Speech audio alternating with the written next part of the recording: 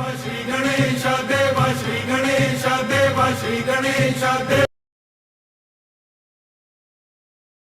नमस्कार दोस्तों, मैं रामचंद्र सिंह बाजा आप सभी का मेरे इस यूट्यूब चैनल में हार्दिक स्वागत एवं अभिनंदन करता हूं। दोस्तों आज है 19 मई 2020। अभी जो है 10:30 बज रहे हैं। आज देखिए कल की जो भयंकर गिरावट थी उसके बाद में देखिए मार्केट के अंदर आज अच्छी जो है ठीक ठाक रिकवरी देखने को मिल रही है। दोस्तों आज इस वीडियो में हम जानेंगे कि बैंकिंग सेक्टर के सभी स्टॉक्स में जो कल की भयंकर गिरावट आई उसके पीछे एक्चुअल में कारण क्या था। साथ में जानेंगे कि बैंकिंग सेक्टर के स्टॉक्स में ये जो गिरावट है क्या यह गिरावट आगे भी जारी रह सकती है। और वीडियो के लास्ट में 25 क्वालिटी स्टॉक्स के बारे में बात करेंगे जिनके अंदर निवेश की योजना आप बना सकते हैं। तो दोस्तों वीडियो को लास्ट तक जरूर देखें। दोस्तों अब हम जो है बात करते हैं अपडेट के बारे में। देखिए सरकार ने दिवालिया कानून में बदलाव किया है और 1 साल तक जो है अभी कोई नया केस जो है कंपनी के ऊपर फाइल नहीं कर सकता आईबीसी के तहत। देखिए दोस्तों आपको पूरी जो न्यूज़ है उसके बारे में मैं आपको बता देता हूँ। देखिए वित्त मंत्री श्रीमती निर्मला सीतारमण ने कोरोना वायरस महामारी के कारण कर्ज की किस्तें चुकाने में अपने आप को असमर्थ पा रही कंपनियों को दिवाला संहिता के तहत 1 साल तक कार्रवाई से बचाने के लिए रविवार को जो है घोषणा की। उन्होंने कहा कि दिवाला एवं ऋण शोधन असमता संहिता यानी आईबीसी के तहत 1 साल तक कोई नई दिवालिया प्रक्रिया शुरू नहीं की जाएगी। दोस्तों अब इसके बारे में मैं आपको थोड़ा सा बता देता हूँ कि देखिए बैंक जो है वह आईबीसी के तहत कंपनियों के ऊपर, ठीक है, बैंक जो है आईबीसी के तहत जो है कंपनियों के ऊपर जो है केस फाइल करते हैं। किस स्थिति में? अगर जो है बैंक अपनी कर्ज की किस्तें चुकाने में असमर्थ हो जाते हैं। यानी मान लीजिए अगर शुरू के अंदर 1-2 किस्तें डिफॉल्ट करते हैं तो बैंक उनको जो है नोटिस जारी करता है कि आप अपनी किस्तें जारी करवाइए, अदरवाइज आपके ऊपर आईबीसी के तहत कार्रवाई की जाएगी। लेकिन अगर बैंक लगातार जो है किस्तें जो है जारी नहीं दे पाता है तो बैंक समय से ही आईबीसी के तहत जो है उन कंपनियों के ऊपर क्या करता है, दिवाला एवं ऋण शोधन असमता संहिता के तहत जो है दिवालियापन की प्रक्रिया जो है शुरू करवा देता है। और जो है बैंक उस कंपनी की एसेट्स को, एसेट्स का मतलब होता है दोस्तों परिसंपत्तियां, यानी जो उसके पास में जो संपत्ति है उस कंपनी की जो भी परिसंपत्तियां हैं उनको जो है बिकवाली करके और अपनी पूंजी को वसूल कर लेता है। ठीक है, तो देखिए दोस्तों एक प्रकार से ये जो है आईबीसी जो है वह बैंकों के पास में एक डंडा होता है। किनके लिए? कंपनियों के लिए। ठीक है, कंपनियों के लिए एक डंडा होता है, लेकिन इस डंडे को इस्तेमाल नहीं कर सकती कौन? बैंक, 1 साल के लिए। और दोस्तों कुछ समय पहले देखिए जो एक बड़ी रेटिंग एजेंसी है मूडीज, ठीक है, इसने भी बैंकिंग जो पूरे बैंकिंग सेक्टर को जो रेटिंग है वह स्टेबल से नेगेटिव कर दी थी। स्टेबल से देखिए दोस्तों नेगेटिव कर दिया था। तो देखिए दोस्तों रेटिंग एजेंसियों ने भी हमारे बैंकिंग सेक्टर को स्टेबल से नेगेटिव किया इस कोरोना वायरस की वजह से। मूडीज ने भी यही बोला था कि कोरोना वायरस की वजह से जो बैंकिंग जो सेक्टर है उसके जो एनपीए हैं वो बढ़ सकता है और उसकी वजह से जो है बैंकिंग सेक्टर के जो प्रॉफिट है उसके ऊपर दबाव देखने को मिल सकता है। देखिए दोस्तों अभी जो करंट जो सिचुएशन है उसके अकॉर्डिंग देखिए जो कॉरपोरेट जो सेक्टर है वो अगर अपना जो है कर्ज की ली हुई राशि जो है समय पे नहीं चुका पाएंगे तो बैंकों को अपनी बैलेंस शीट के अंदर दोस्तों क्या करना होगा? प्रोविजंस को बढ़ाना पड़ेगा। यानी प्रोविजंस ज़्यादा करेंगे तो इस प्रोविजंस के कारण बैंकों के प्रॉफिट के ऊपर जो है काफ़ी दबाव देखने को मिलेगा। और साथ साथ में दोस्तों हो सकता है कि बैंकों के जो एनपीए है यानी नॉन परफॉर्मिंग एसेट्स है, ठीक है, यानी जो राशि वो ऋण के रूप में देते हैं जो राशि वो वापस नहीं आती है वो एनपीए होता है। तो अगर एनपीए बढ़ेगा तो यह एक बैंकों के लिए बहुत ही नेगेटिव पॉइंट है।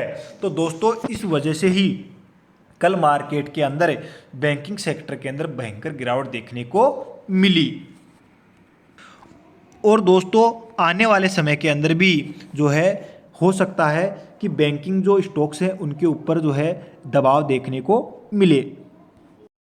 दोस्तों अब बात कर लेते हैं वीडियो में आगे 25 क्वालिटी स्टॉक्स के बारे में जिनके अंदर आप जो है निवेश करने के बारे में विचार कर सकते हैं या उन स्टॉक्स के अंदर निवेश करने की योजना जो है आप बना सकते हैं। देखिए दोस्तों सबसे पहला जो स्टॉक है रिलायंस इंडस्ट्रीज। देखिए दोस्तों रिलायंस इंडस्ट्रीज के अंदर जियो प्लेटफॉर्म के ऊपर बहुत ज़्यादा इन्वेस्ट आ रहा है, ठीक है। आपको मालूम है कि 4 जो विदेशी जो डील है अमेरिकी बेस्ड जो कंपनियों की जो डील है वो इस रिलायंस इंडस्ट्रीज़ के अंदर जियो प्लेटफॉर्म के ऊपर आ चुकी हैं। अतः आप रिलायंस इंडस्ट्रीज़ के स्टॉक में 1350 से 1450 के बीच के अंदर जो है फ्रेश बाइंग भी कर सकते हैं। दोस्तों अगला स्टॉक है एनबीएफसी कंपनी का। देखिए एनबीएफसी यानी नॉन बैंकिंग फाइनेंस जो सेक्टर है उसकी जो कंपनी है बजाज फाइनेंस। देखिए दोस्तों 1930 से 2000 के जो लेवल्स हैं इस लेवल के ऊपर आप इस स्टॉक के अंदर जो है फ्रेश बाइंग कर सकते हैं। अगर ये इससे नीचे आता है तो जो 1700 का जो लेवल है वहाँ पे आप इस स्टॉक को एवरेज कर सकते हैं। अगला जो स्टॉक है उज्जीवन फाइनेंस। देखिए दोस्तों एनबीएफसी सेक्टर की ये भी एक अच्छी कंपनी है। देखिए दोस्तों 150 रुपये से लेकर 150 से 160 के अंदर आप इस जो कंपनी है एनबीएफसी उज्जीवन फाइनेंस इसके अंदर निवेश कर सकते हैं। देखिए दोस्तों अगली जो कंपनी है वह है फार्मा सेक्टर की कंपनी है सिप्ला कंपनी।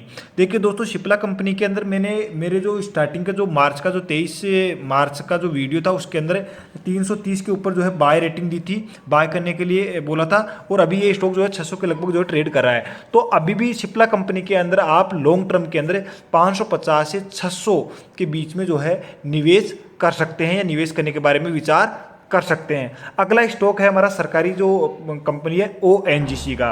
देखिए दोस्तों सरकारी जो कंपनी ओएनजीसी जो है बहुत अच्छा जो है डिविडेंड पे आउट करती है। तो ओएनजीसी के अंदर भी आप जो है 70 रुपये से 80 रुपये के बीच में जो है निवेश करने के बारे में विचार कर सकते हैं। दोस्तों अब बात कर लेते हैं हमारे अगले स्टॉक बैंकिंग सेक्टर का है। देखिए एसबीआई कार्ड। दोस्तों जब लिस्टिंग हुई थी तो उस समय हर कोई जो है इस एसबीआई का जब आईपीओ आया था तो हर कोई इस स्टॉक को लेने के बारे में जो है कोशिश कर रहा था। लेकिन दोस्तों अब आप देख सकते हैं कि लिस्टिंग से भी कम प्राइस के ऊपर ये स्टॉक जो है मिल रहा है। तो एसबीआई कार्ड के अंदर आप 500 से 550 के बीच में जो है निवेश कर सकते हैं। अगला स्टॉक है देखिए दोस्तों SBI bank, state bank of India. सरकारी बैंक है। 150 से यानी 150 से 160 रुपये के लेवल्स के ऊपर आप इसमें फ्रेश बाइंग भी कर सकते हैं और अगर पहले से इस हाई लेवल के ऊपर बाय कर रखा है तो एवरेज भी कर सकते हैं। अगला स्टॉक हमारा एक्सिस बैंक। देखिए दोस्तों प्राइवेट सेक्टर का एक बहुत अच्छा शानदार बैंक है। तो 350 से लेकर 370 की रेंज के अंदर आप इस बैंक के अंदर निवेश करने की योजना बना सकते हैं। देखिए दोस्तों अगला बैंक है आईसीआईसीआई बैंक।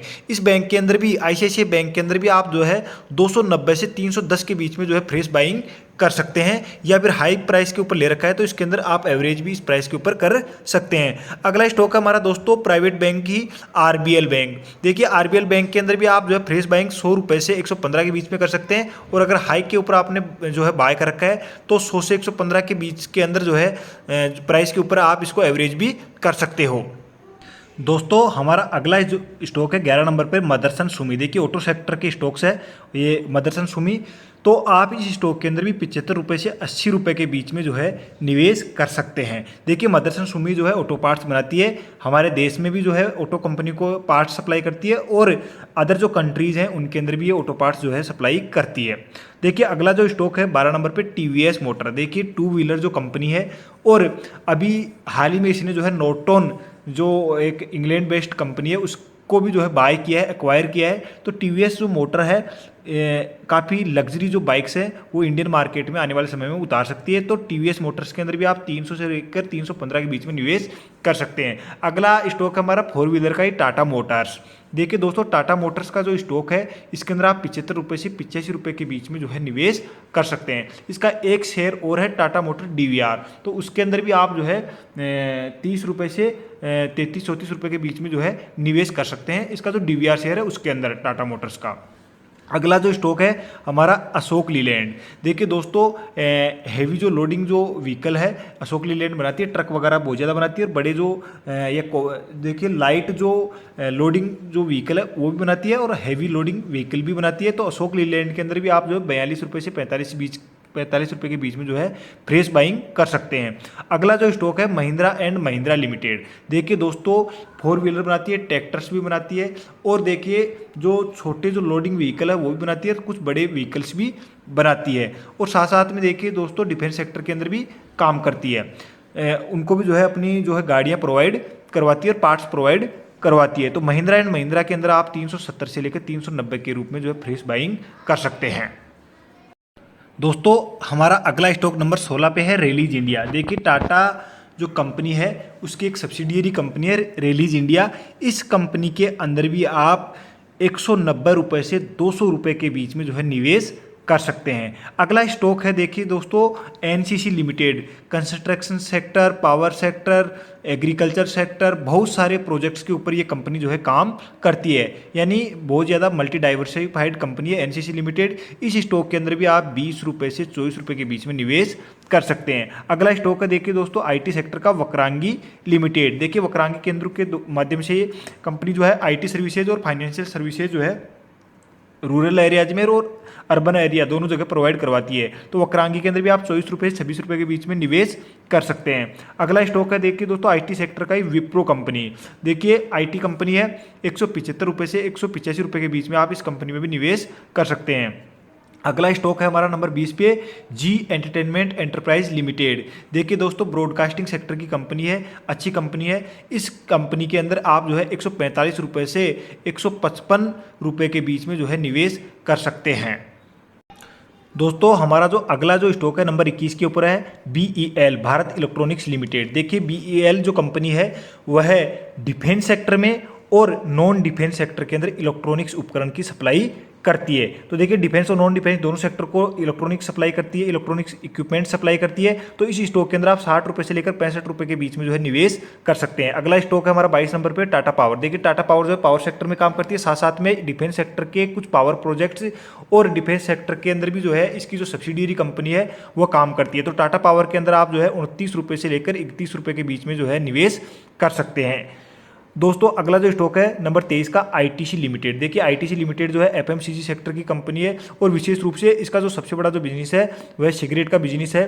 तो आईटीसी के अंदर आप 155 रुपये से लेकर 170 रुपये के बीच में निवेश कर सकते हैं। और अगर पहले ज़्यादा हाई प्राइस के ऊपर निवेश कर रखा है तो इसको इस प्राइस के बीच में जो है 155 से 170 के बीच में एवरेज भी कर सकते हैं। अगला स्टॉक हमारा वोडाफोन आइडिया लिमिटेड। देखिए टेलीकॉम सेक्टर का कंपनी है और अभी देखिए दोस्तों सेंट्रल गवर्नमेंट ने जो है 1 साल तक किसी भी कंपनी के ऊपर जो है बैंकरप्टी जो है बैंक जो है उसके ऊपर रोक लगा दी है, यानी दिवालियापन की जो प्रक्रिया है उसके ऊपर रोक लगा दी है। तो आइडिया जो वोडाफोन आइडिया जो कंपनी है वो 1 साल तक इसके अंदर देखिए दोस्तों ग्रोथ आ सकती है। एक पेनी स्टॉक है, ठीक है, जोखिम भरा स्टॉक है, बट आप 4 रुपये 50 पैसे से 5 रुपये के बीच में के अंदर स्मॉल क्वांटिटीज़ के अंदर इस स्टॉक के अंदर भी निवेश कर सकते हैं। अगला जो स्टॉक है दोस्तों मिरक इलेक्ट्रॉनिक्स। देखिए दोस्तों मिरक इलेक्ट्रॉनिक्स जो है ओनिडा कंपनी है, देश की ओनिडा कंपनी है। TV, fridge, refrigerator, microwave, ovens, ये सारे जो उपकरण है वो है बनाती है। दोस्तों अभी हाल ही में हमारे प्रधानमंत्री जी ने भी जो हमारी जो लोकल जो ब्रांड जो हैं उनको प्रमोट करने के लिए बोला है और लोकल जो कंपनियां हैं वो जो ब्रांड जो उपकरण बनाती हैं उनको ज़्यादा से ज़्यादा खरीदने के लिए जो है बोला है। तो दोस्तों मिरक इलेक्ट्रॉनिक्स जो है यानी ओनिडा कंपनी जो है टीवी, फ्रिज, रेफ्रिजरेटर, एसी जो है बनाती है। तो दोस्तों इस कंपनी के अंदर भी आप 4 रुपये से लेकर 5 रुपये के बीच में फ्रेश बाइंग कर सकते हैं। दोस्तों मिरक इलेक्ट्रॉनिक्स जो है उसके अंदर आप यानी इलेक्ट्रॉनिक्स कंपनी है, ओनिडा कंपनी है, 4 रुपये 50 पैसे से 5 रुपये के बीच में इस कंपनी के अंदर भी आप निवेश कर सकते हैं। दोस्तों ये जो है 25 क्वालिटी स्टॉक्स थे, इनके अंदर आप इन स्टॉक्स को जो है नोट डाउन कर ले यानी नोट कर ले और जो मैंने प्राइस रेंज बताई है उस प्राइस रेंज को भी नोट कर ले और उसके बाद में आप खुद एक बार जो है इन सभी स्टॉक्स का खुद एनालिसिस करें और उसके बाद में इन स्टॉक्स के अंदर आप जो है निवेश की योजना बना सकते हैं। दोस्तों यहीं पर मैं अपने वीडियो को समाप्त करता हूं। अगर वीडियो आपको अच्छा लगे तो प्लीज़ वीडियो को लाइक करें, शेयर करें और चैनल को सब्सक्राइब जरूर करें। धन्यवाद। जय हिंद।